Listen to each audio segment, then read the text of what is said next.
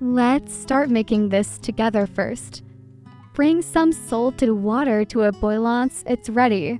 Add your pasta. You can use any shape you like, but smaller ones work best. As you can see, I'm pressing it to check if it's done. Once it's ready, drain it and set it aside. Now, let's make a simple bechamel. Melt the butter, then add the flour and mix it well.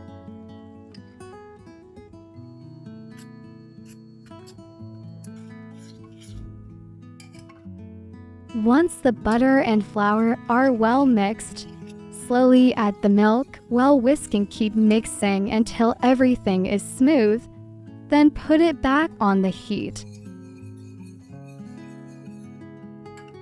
We want a nice, thick bechamel. Once it gets to this point, take it off the heat because it'll thicken up even more as it cools. Now let's make the main mixture. Add your cooked pasta into a bowl. Add 1 egg and mix it really well until everything is smooth and fully combined.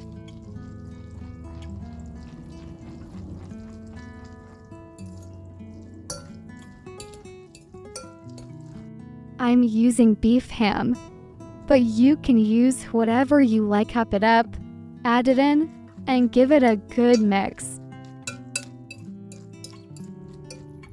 Now it's time to add the spices, and this part is totally up to you. I'm using salt, oregano, some dry onion and parsley, whole pepper, lemon pepper, and Italian seasoning. Then give it a good mix so everything is evenly coated. Now add some grated cheddar and mix it in. It gives it a nice flavor and helps everything stick together. Now add the bechamel we made earlier and give it a good mix.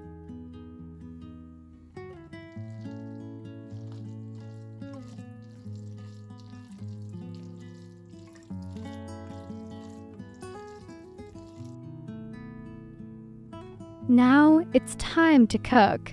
I'm using a stovetop waffle maker, but you can use whatever you have. Brush it with oil so it's nicely coated. I'm also adding some panko for extra crunch.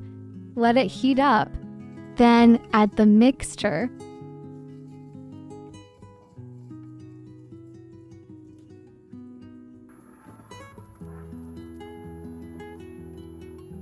Now fill the waffle maker, making sure all the spaces are covered. Add a piece of cheddar in the middle, then cover it with more mixture. Close it up, and once it's hot, let it cook on both sides.